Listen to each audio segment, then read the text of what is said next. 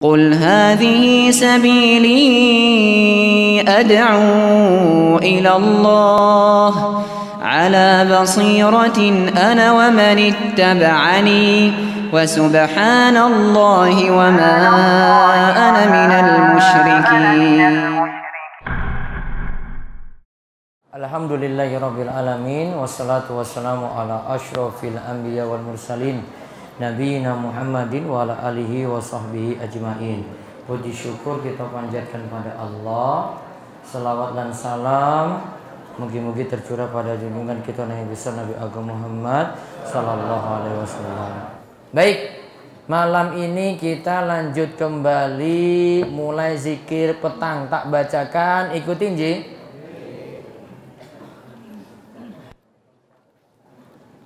Saya baca ulang nomor 3, 4, 5, 6. 4 zikir, diikuti. Amsayna wa amsal mulku lillah walhamdulillah la ilaha illallah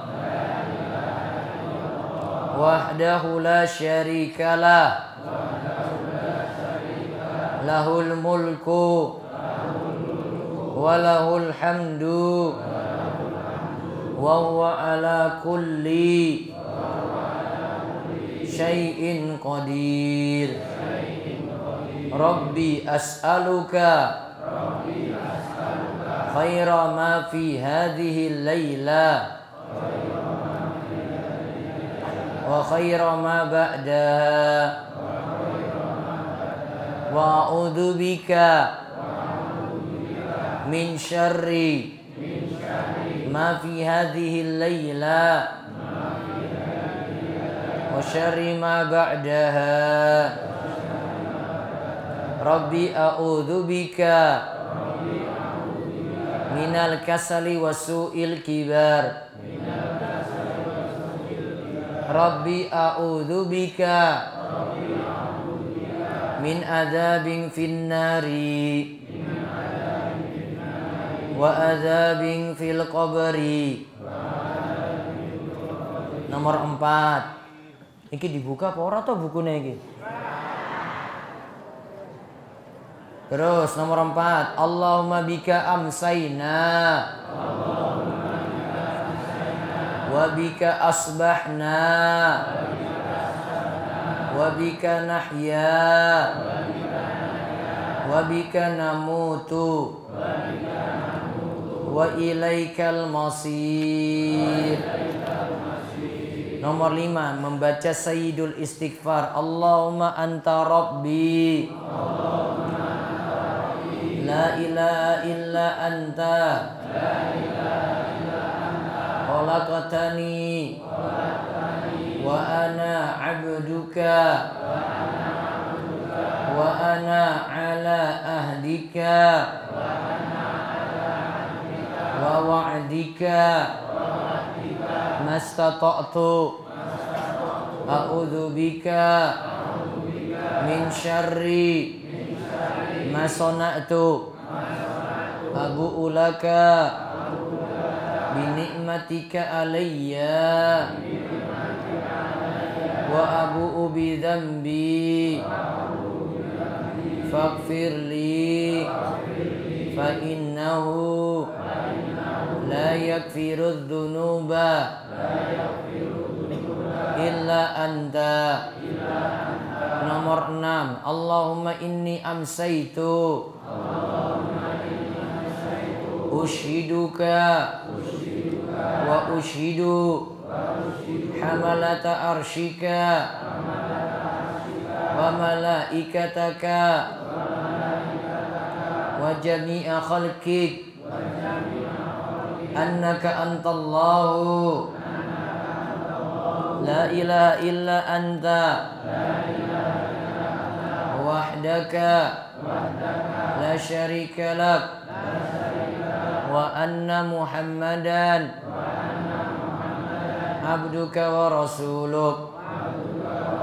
Nomor 6 baca 4 kali nje. Saya tambah 1 kali lagi. Nomor 7. Allahumma inni as'alukal afwa wal afiyata fid dunya wal akhirah.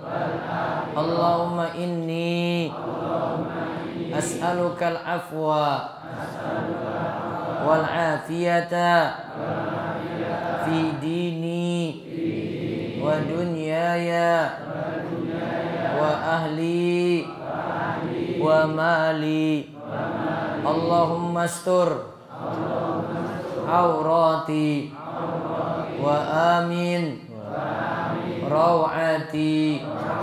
Allahumma ihfazni min baini yadayya wa min khalfi wa an yamini wa an shimali wa min fawqi wa a'udzu bi'azamatika an uqtala min tahti. Nomor 8. Ini terakhir. Allahumma alimal ghaibi wasyahada fatiras samawati wal ardi rabba kulli syai'in wa malika asyhadu an la ilaha illa anta a'udzu bika min syarri nafsi wa min syarri syaitani wa syirkihi wa an aqtarifa ala nafsi su'an au ajurrahu ila muslim. Baik. Sekarang kita lanjut. Ini setiap kalau Sabtu Kliwon, Sabtu Legi saya bahas di pelayan Ji. Ya, itu ibu-ibu bisa ikuti. Sama nanti ada kajian khusus ibu-ibu itu setiap Selasa pertama dan Selasa kelima di Karangrecek di Masjid Al-Azhar. Nah, saya bawa buku itu juga. Baik. Lanjut pembahasan utruk asaron qablar rahil. Yaitu tinggalkan amal sebelum melakukan perjalanan jauh. Nah, kita masih lanjut tafsir Yasin ayat 12. Edisi 121. Monggo dibaca. A'udzu billahi minasy syaithanir rajim. Inna nahnu nuhyil mauta wa naktubu ma qaddamu wa atharahum wa kulla syai'in ahsaynahu fi imamin mubin. Sesungguhnya kami menghidupkan orang-orang mati dan kami menuliskan apa yang telah mereka kerjakan dan bekas-bekas yang mereka tinggalkan, dan segala sesuatu kami kumpulkan dalam kitab induk yang nyata, Lauhul Mahfuz. Taib, itu Yasin ayat 12.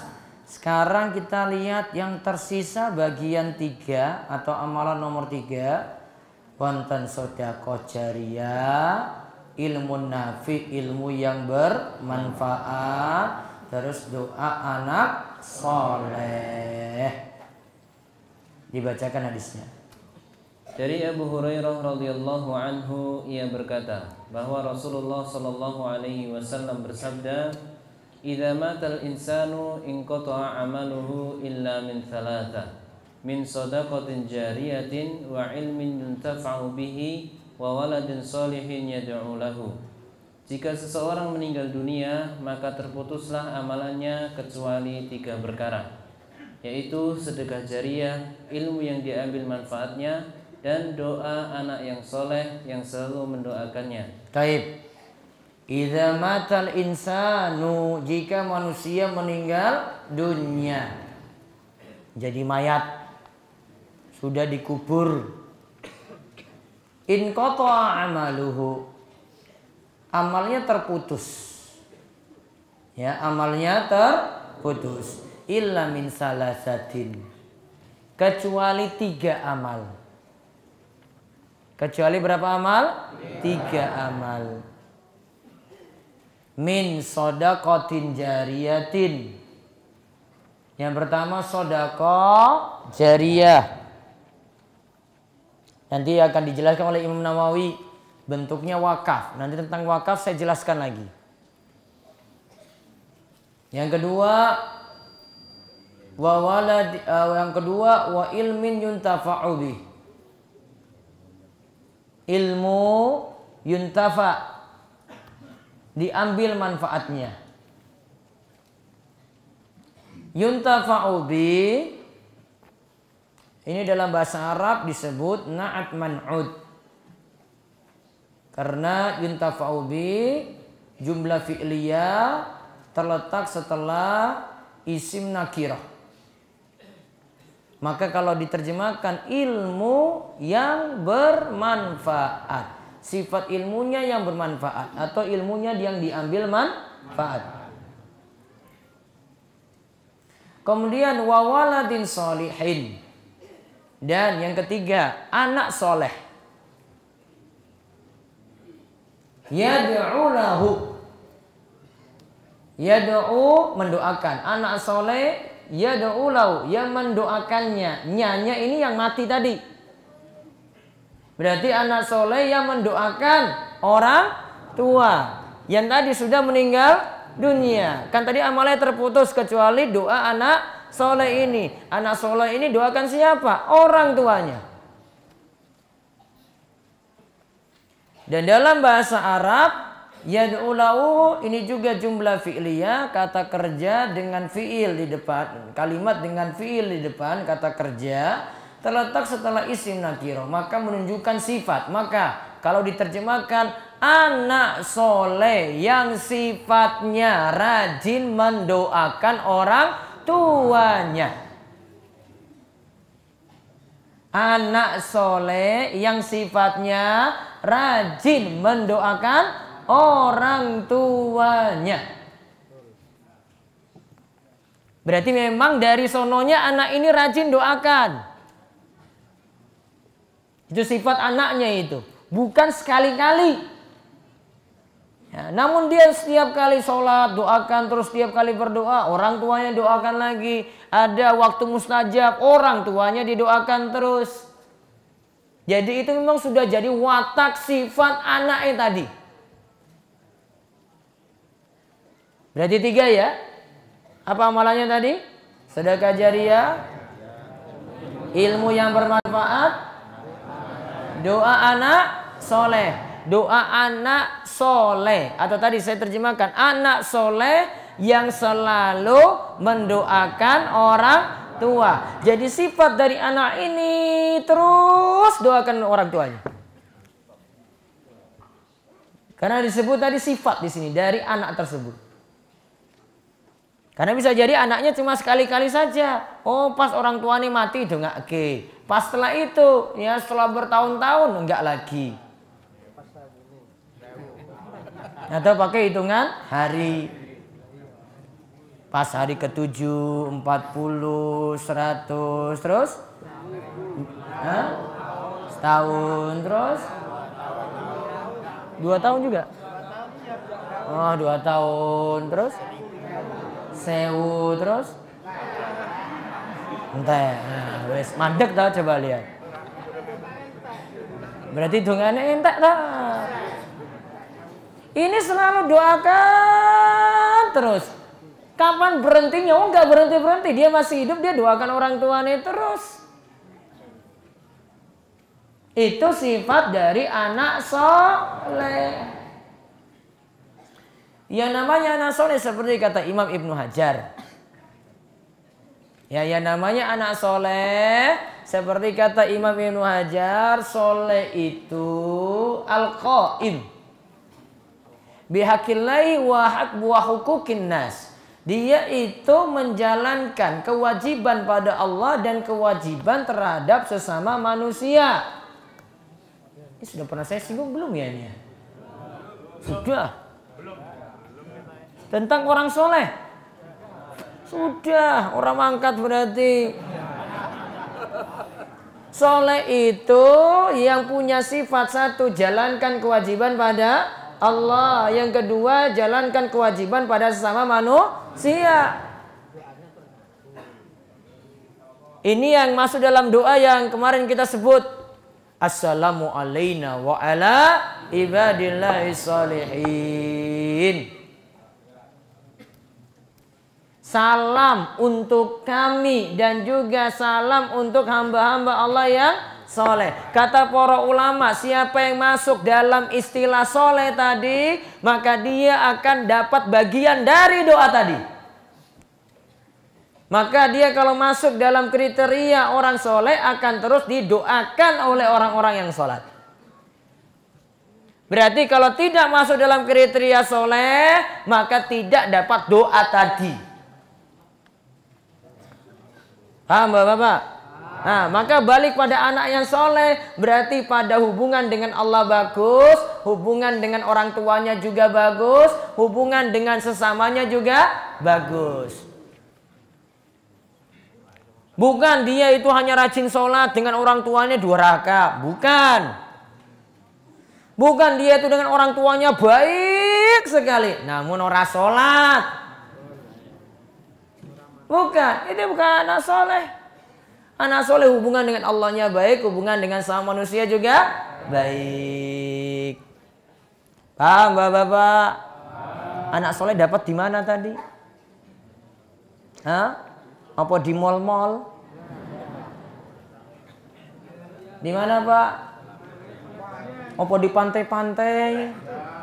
Di mana dapat anak soleh? Bapak-bapak. Atau beli di mana lah? Beli di mana? Aku arek tuku. Di mana? Di rumah. Dididik napa mboten? Dididik. Kok iki wis pinter-pinter ya iki ya. Sinau. Nah, sekarang dari hadis 1 itu saja Imam Nawawi jabarkan panjang lebar. Ingat ya, kalau sebut Imam Nawawi itu dasarnya itu adalah mazhab Syafi'i. Mazhab Syafi'i itu yang biasa dianut wong Indonesia. Indonesia itu Syafi'i tulen. Nanti kalau menyelisih apa kata Imam Nawawi, tobatlah pada Allah. Nanti sebut nanti di sini, coba lihat nanti. Amalan-amalan jenengan yang keliru-keliru Imam Nawawi nyinggung nanti di sini nih. Biar tobat ini yang Syafi'i ngaku Syafi'i namun amalannya ngawur-ngawur wae. Nanti akan disinggung di sini nih Imam Nawawi. Saya baru bedah tadi, baru buka buku. Imam Nawawi kok kayak gini ya? Imam Syafi'i Indonesia siapa? Imam Syafi'i Muhammad bin Idris Syafi'i wis mati. Imam Syafi'i Indonesia siapa meneh? Hah? Boh iki ora nyambung, ketoke urung ngeteh paling iki.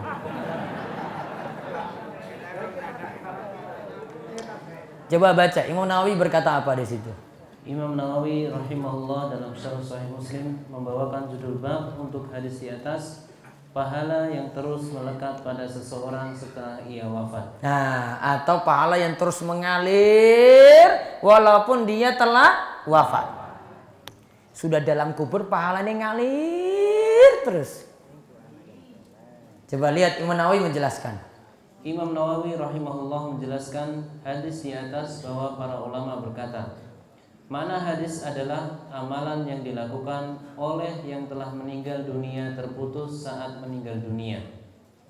Pahala baru baginya juga terputus kecuali 3 hal ini karena ia jadi sebab amalan itu ada. Nah, ingat ya, dia jadi sebab. Amalan itu ada karena dia ini usahakan amalan itu. Nah, kalau dia meninggal dunia, pahalanya ngalir terus ke dia. Coba lihat kata lanjutannya.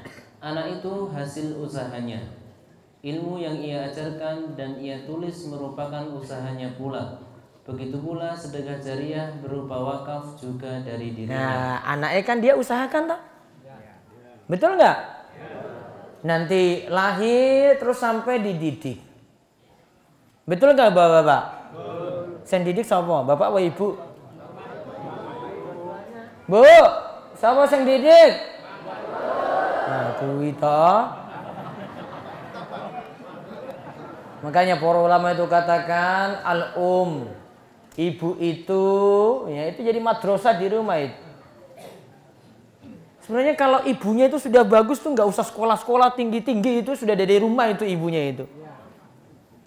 Kalau ibunya sudah bagus itu dari rumah aja, itu ibunya aja. Namun kadang ibu-ibu ya kalau zaman saiki ya wis gaul. Ibune milenial meneh. Terus tambah lagi sukane ya jalan-jalan orang mikir rumah. Kalau di rumah ya dolanan HP. Anaknya ditinggal ya dinei HP. Orang diurus. Saya pingin itu didikannya itu ibu-ibu dulu itu. Kalau ibu-ibu itu rajin ngaji, alhamdulillah. Weh, anak iso selamat itu. Karena pendidikannya paling besar itu dari ibu. Makanya sejak nikah itu, ya dari nikah lagi golek wedok loh niki. Saiki kan wis ono toh. Nah, misalnya belum. Maka untuk dapat anak yang soleh itu awalnya dari siapa dulu? Dari calonnya nanti itu dipilih dulu. Calon ibunya. Kalau ibunya dipilih calonnya itu yang ngurus anak wayo raisa, kepiye coba?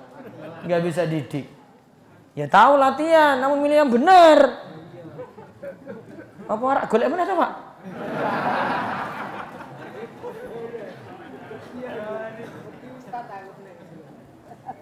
Paham Ibu?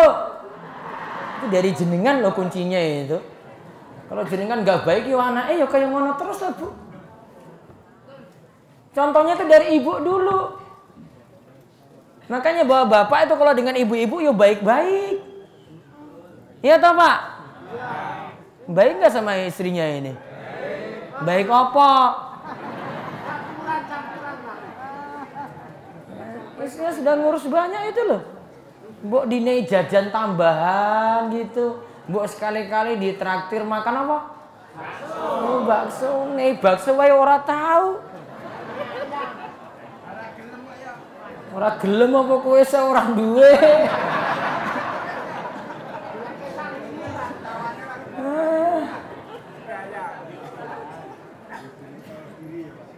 Jadi kuncinya balik, anak itu hasil usaha dari siapa? Orang tua. Orang tua dapat pahala situ. Terus tadi lagi yang kedua, ilmu yang ia ajarkan, dia ngulang TPA misalnya. TPA itu saya diulang apa toh? Nah, Iqra misalnya, dia ngulang Iqra tadi. Atau yang ia tulis. Terus yang lain manfaatkan. Nah, maka dia dapat bagian dari situ juga. Itu kan hasil usaha dia.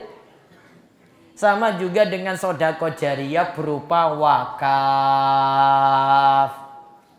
Itu juga bermanfaat nanti kalau sudah meninggal dunia. Maka dipikirkan itu amal jariyah ini loh, sedekah jariyah, ilmu tadi, terus sedekah jariyah berupa wakaf. Kadang itu kita nggak mikir untuk ini, kadang wis tua, mikirnya kayak cah enom. Mikir hartanya itu, wah le ini kepiye ya, harta ini bisa tuku kontrakan apa piye ya. Tanya lagi, mikir kontrakan lagi, mikir rumah lagi, mikir sawah lagi, mikir sapi lagi. Nggak mikir amal jariyah. Padahal ini luwih penting loh ini. Terus setelah itu Imam Nawawi rahimahullah membawakan faedah lainnya dari hadis di atas sebagai berikut. Nah, sekarang kita lihat ini faedah-faedah lainnya dari Imam Nawawi. Hadisnya cuma pendek, namun para ulama kalau uraikan itu panjang lebar sekali. Itu tanda ilmunya itu luas. Hadisnya pendek, bisa dijabarkan. Kalau kita itu kebalikan, ngomongnya banyak, isinya sedikit. Iya toh? Kita kayak gitu. Ngomong ceramahnya panjang lebar 2 jam, isinya gur menit. Oh, itu pas acara manten toh? Apa biasanya ngomong banyak itu siapa?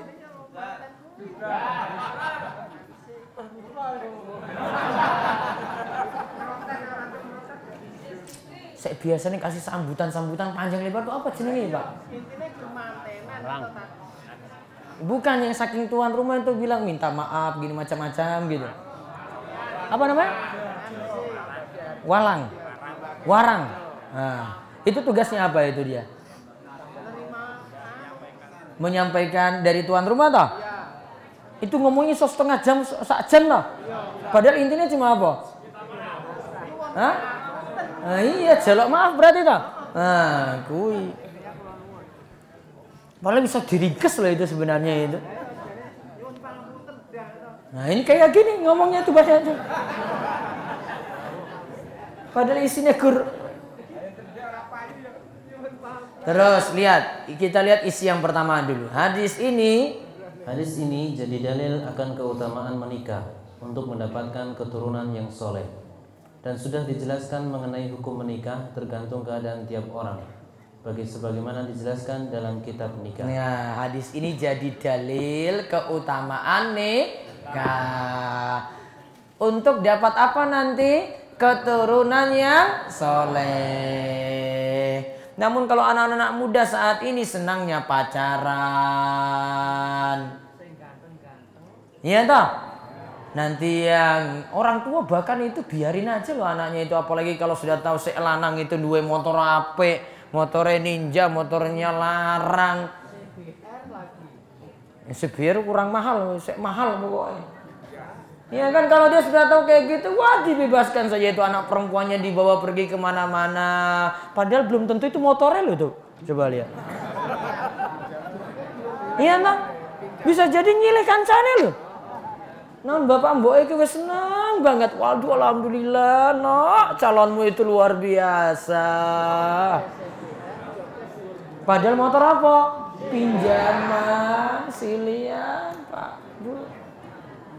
Kalau enggak ya motornya yo kredit. Itu juga masih mikir coba lihat. Cari di sini calon yang baik, kemudian nanti biar dapat keturunan yang soleh. Mugi-mugi bapak ibu-ibu yang anaknya sulit dapat jodoh, mugi-mugi cepat segera dapat jodoh. Kalau sulit dapat nanti bisa lewat biro jodoh DS itu loh rumah iso itu nanti tak golek sing apik pokoknya. Ah ngapusi. Siapa saya ngomong mau? Wanine yang buri layar aku. Ini kemarin alhamdulillah ada uang apa ini? Baleharjo ya, Wonosari Baleharjo toh? Nah, itu kemarin saya datang ke sana. Alhamdulillah dapat jodoh wong Sleman. Yang satu itu ya semester akhir dua-duanya. Namun sudah mapan yang laki-laki manajer loh itu. Iya. Biro jodoh rumah isos golek. Cari apa? Soleh, ya soleh dia soleh. Oh biasanya ngaji kok. Makanya bisa, tapi ya butuh sabar. Kalau tak jodohkan ya nanti tak datang. Kalau saya nggak jodohkan ya mbuh kita orang. Itu. Nanti ya kalau punya anak daftar gitu. Nanti bisa wong Giri Subuh iso untuk wong Purwosari padahal jauh bisa. Mau cari wong luar negeri juga bisa tak carikan nanti. Terus hadis ini juga jadi dalil. Hadis ini juga jadi dalil disyariatkannya wakaf dan besarnya pahala wakaf. Nah nanti pertemuan berikutnya baru tak bahas wakaf. Wakaf itu apa? Wakaf itu sesuatu diberi, bendanya ini nanti bertahan terus, dimanfaatkan terus menerus. Maka biasanya kalau orang wakaf itu dengan tanah. Karena tanah itu bisa dimanfaatkan terus. Wakaf itu nggak bisa dengan sesuatu yang langsung habis. Ustadz, saya wakaf dengan Indomie 10 kilo. Oh nggak bisa Pak. Indomie langsung ya habis. Iya toh, Ustaz, saya dengan nasi bungkus 100. Langsung habis nggak itu nasi bungkus? Habis. Maka nggak bisa wakaf. Kalau mau kasih makan, dapat. Namun kalau wakaf harus bendanya tadi bertahan. Jadi dipakai terus menerus. Nah, nanti saya jelaskan syarat-syarat wakaf insya Allah. Terus yang ketiga. Hadis ini juga jadi dalil keutamaan ilmu dan dorongan untuk terus memperbanyak ilmu. Dan kita harus semangat mewariskannya dengan mengajarkan, menulis, dan menjelaskan. Ilmu juga hendaknya dipilih dari ilmu yang punya manfaat besar dan ilmu yang penuh manfaat lainnya. Nah, lihat. Nanti dipilih ilmunya. Cari ilmu yang punya manfaat besar dulu. Baru ilmu yang manfaat lainnya. Jadi kalau mengajarkan dari ngajarkan tauhid dulu. Ajaran pokok-pokok Islam itu diajarkan. Hanya besok Jumat Sabtu itu saya ajarkan hadis-hadis 42 hadis itu hadis pokok. Orang kalau mau kaji Islam yang dalam ya ini dalam 42 hadis Arba'in Nawawi. Dia sudah kuasai itu, dia sudah kuasai dasar-dasar Islam. Apalagi kalau hadisnya itu dihafal. Ya, 42 hadis ini harus dihafal kalau yang muda-muda itu. Ya, di luar kepala. Kalau suruh yang sepuh-sepuh ya palingnya luar ya kepala, di luar kepala ya orang yang hatinya hilang nom-nom gitu. Jadi bisa tadi pilih ilmu yang diajarkan, ngajarkan yang paling penting dulu. Ada ibadah misalnya sholat kan dibutuhkan tiap orang. Misalnya cara sholat, ya, cara sholat yang benar. Nah ini buku saya belum jadi nih, kalau enggak saya bagi jamaah ini cara sholatnya dengan gambar. Tapi mau bahas ini nanti khusus nih kayaknya diselak nanti itu. Pak Kartijo siap? Tanggalnya urung loh, paling Januari ya itu. Ya aku harap jalan-jalan Desember ini butuh refreshing. Apa?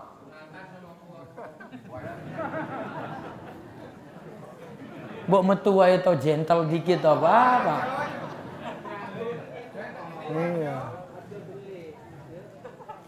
Terus ilmunya tadi diperbanyak, maka harus ngaji biar ilmunya itu nambah. Jadi ilmu nggak stagnan terus kayak gitu terus nggak berkembang. Kayak khotib Jumat tuh kalau ngisi gur kuwi wae. Sesok nasihat takwa, sesok syukur, balik meneh takwa, terus syukur, takwa, syukur terus. Ya, jadi jamaah pada ini, wah ini syukur meneh, sesok takwa meneh, muter-muter kuwi terus. Nih makanya tak kasih teks itu biasanya kalau pas hari kayak begini. Nanti bawa bisa ambil nanti pas pulang nanti ya. Terus sudah keberapa? Yang keempat, lihat di atasnya. Hadis ini juga jadi dalil bahwa doa itu bermanfaat untuk orang yang telah meninggal dunia. Begitu pula sedekah bermanfaat juga untuk yang telah meninggal dunia. Akan sampainya pahala pada mayat untuk dua amalan ini, doa dan sedekah, telah disepakati oleh para ulama. Begitu pula melunasi utang sebagaimana telah dijelaskan. Nah, melunasi utang juga termasuk bermanfaat untuk orang yang telah meninggal dunia. Ini ya, punya utang nih. Utang berapa? 1 miliar. Berapa? 1 juta. Ya, misalnya 1 juta, oh diketahui nih sama anak putune nggih. Nah, dilunasi oleh anaknya tadi. Nah, pahalanya ngalir alias utangnya dianggap lunas. Urusan berikutnya untuk dikubur mudah. Contoh lagi di sini bermanfaat untuk yang telah meninggal dunia. Kata Imam Nawawi, doa dan sodakoh. Apa? Doa dan sodakoh. Doa ditujukan pada yang meninggal dunia tadi, maka nanti bermanfaat doa itu untuknya. Misal pada orang tua, Allahumma rabbighfirli wali walidayya warhamhuma kama rabbayani saghira. Nyampe itu pada yang meninggal. Tanpa pakai waktu khusus. tanpa mesti ngumpul-ngumpulkan orang. Cukup masing-masing, misalnya anak nggih, putune nggih, doakan masing-masing tanpa mesti ngumpulkan banyak orang. Paham Bapak-bapak? Itu enggak keluarkan biaya loh. Gerdungake wae langsung itu nyampe. Bermanfaat, tidak ada penghalang sama sekali. Apalagi anak putune langsung itu ikhlas dalam doa. Begitu juga sodako, dia niatkan, ini saya punya Al-Quran Ustadz. Al-Quran ini saya mau sodakokan atas nama ibu saya yang baru meninggal dunia. Maka nanti dia niatkan saja, itu pahala sodako Al-Quran ini bermanfaat untuk ibunya. Sepakat para ulama, doa dan sedekah nyampe. Ini tidak ada perselisihan, je. Doa dan sodako nyampe. Termasuk dalam sodako ini para ulama contohkan misalnya dengan kurban. Maka sebagian ulama masih membolehkan seperti dalam mazhab Imam Ahmad, kurban atas nama orang yang telah meninggal dunia. Jadinya itu diniatkan sodako, maka nanti jadi pahala sodako untuknya juga. Nyampe pada yang telah meninggal dunia tadi, pahala kurban tadi ngalir pahalanya untuk dia, dianggap sebagai sodako. Terus sedangkan amalan haji, jika dibadalkan untuk orang yang telah meninggal dunia dianggap sah, sebagaimana pendapat Imam Syafi'i dan yang sependapat dengannya. Membadalkan haji sama dengan melunasi utang jika haji tersebut haji yang wajib. Jika haji tersebut sunnah, maka termasuk dalam masalah wasiat. Nah, jadi haji itu boleh digantikan yang lain. Misalnya Bapak Simbo itu meninggal dunia padahal sudah punya niatan haji. Namun karena waktu, biasanya kan sekarang waktu ngantri kan lama kan, nunggu kan? Berapa tahun? Berapa? 25 tahun. Umurnya sudah 7 tahun. 5 tahun setelah daftar meninggal. Namun sudah apa?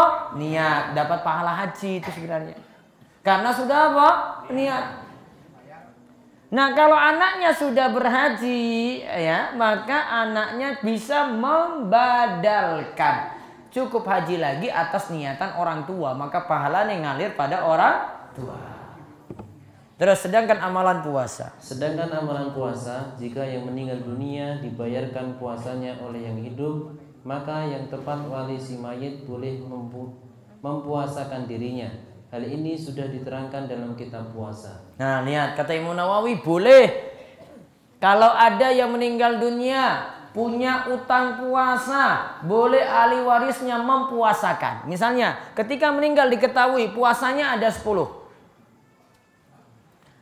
hari utang, maka ahli warisnya 5, maka bisa dibagi 2 hari, 2 hari, 2 hari. Ahli warisnya nanti yang puasa, pahalanya nanti ngalir. Terus adapun membaca Al-Quran dan menjadikan pahalanya untuk orang yang telah meninggal dunia, begitu pula sholat dan ibadah semacam itu, maka menurut mazhab Syafi'i dan jumhur ulama, pahalanya tidak sampai pada orang yang telah meninggal dunia. Walaupun dalam masalah ini ada perbedaan pendapat di dalamnya. Nah, kalau menurut mazhab Syafi'i, kata Imam Nawawi, pahala baca Al-Quran untuk orang meninggal tidak sampai. Dia kirim Al-Fatihah tidak nyampe. Dia kirim surat tertentu juga tidak nyampe. Yang bilang siapa? Mazhab Syafi'i. Saya sudah dapat 2 literatur berarti. Yang pertama dari Imam Ibnu Katsir, sudah sering kali saya sebut. Yang kedua dari Imam Nawawi. Dan dia katakan ini pendapat mazhab dan ini jadi pendapat jumhur. Jumhur itu kebanyakan ulama. Walaupun dia katakan ada perbedaan pendapat di sini, dia masih hargai. Namun kalau dia itu Syafi'i tulen, nganggap itu tidak nyampe. Yang nyampe apa tadi? Doa. Apalagi sedekah. Apalagi haji. apalagi puasa, apalagi nyaur utang. Ya toh? Yang tadi dia sebut kan? Doa, sedekah, ya, haji, puasa, nyaur utang, nyampe. Ya, kurban masuk sedekah tadi. Sedangkan tadi di sini sebutkan terakhir, baca Al-Qur'an. Apalagi sholat, dia sholatkan, mau niatkan untuk simbah yang sudah meninggal dunia. Dan ibadah semacam itu, maka menurut mazhab Syafi'i tidak nyampe pahalanya ketika ditransfer, ketika dikirim. Kiwes jelas loh iki. Ya, kalau mau lihat kitabnya tak tunjukkan, nanti ada di perpustakaan itu. Baru tak catat sore ini tadi. Kira tak ngapusi ini ya. Terus tak catat ini kan. Mau banyak ya men, orang mikir aku. Saya bawa pendapat kok dari mazhab Syafi'i. Padahal sini paling ngaku mazhab Syafi'i itu kalau di Indonesia itu. Kalau mau ngaku Syafi'i tulen, ini kayak gini Syafi'i tulen ini loh. Ini gak di luar mazhab saya bahas, masih mazhab Syafi'i yang saya bahas. Dan sekarang saya lagi konsen itu lagi bahas mazhab Syafi'i terus. Fikih saya lagi beralih itu dengan mazhab Syafi'i. Makanya kalau sekarang baca Al-Fatihah saya jaharkan bismillahnya.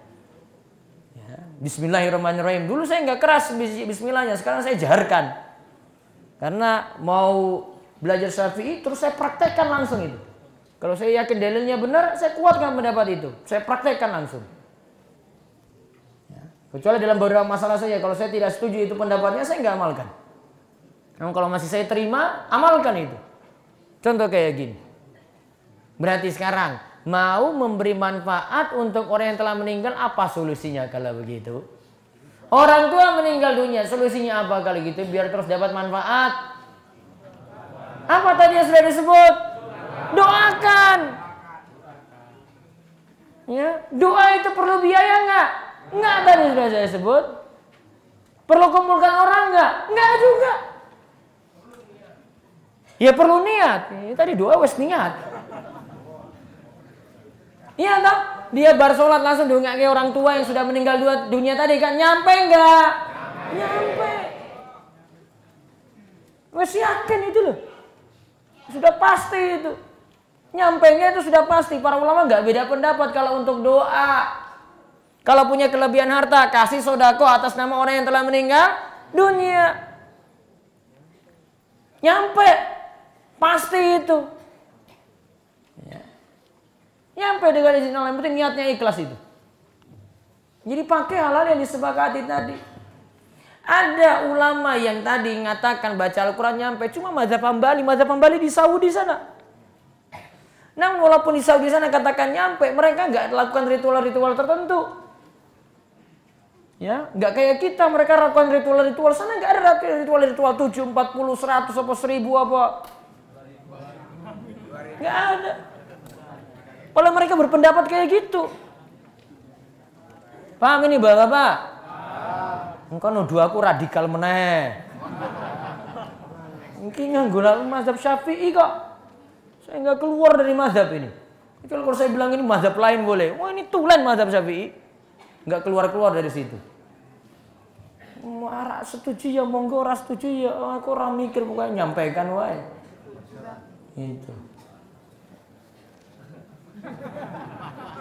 Nah, terus satu hadis lagi yang menunjukkan amalan-amalan tadi nyampe ya. Ini hadis ini dari Abu Hurairah. Dari Abu Hurairah radhiyallahu anhu, Nabi sallallahu alaihi wasallam bersabda, sesungguhnya yang didapati oleh orang yang beriman dari amalan dan kebaikan yang ia lakukan setelah ia mati adalah: 1. Ilmu yang ia ajarkan dan sebarkan. 2. Anak soleh yang ia tinggalkan. 3. Mushaf Al-Quran yang ia wariskan. 4. Masjid yang ia bangun. 5. Rumah bagi Ibnu Sabil, musafir yang terputus perjalanan yang ia bangun. 6. Sungai yang ia alirkan. 7. Sedekah yang ia keluarkan dari harta ketika ia sehat dan hidup. Semua itu akan terus mengalir untuknya setelah meninggal dunia. Lihat, inna mimma yalhaqul mu'mina min amalihi wa hasanatihi ba'da mautihi. Ada nanti amalan yang terus mengalir Amalan dan kebaikan yang terus mengalir setelah meninggal dunia. Pahalanya terus mengalir. 1. Ilman allamahu wa nasyarahu. Ada ilmu yang ia ajarkan dan ia sebarkan. 2. Wa waladan sholihan tarokahu. Ada anak soleh yang ia tinggalkan. 3. Wa mushafan warasahu. Ada Al-Quran, mushaf Al-Quran yang ia wariskan. Tahu mushaf Al-Quran ya? Ya. Mau terserah di sini mau tulisan Arab saja atau tulisan Arab plus terjemah.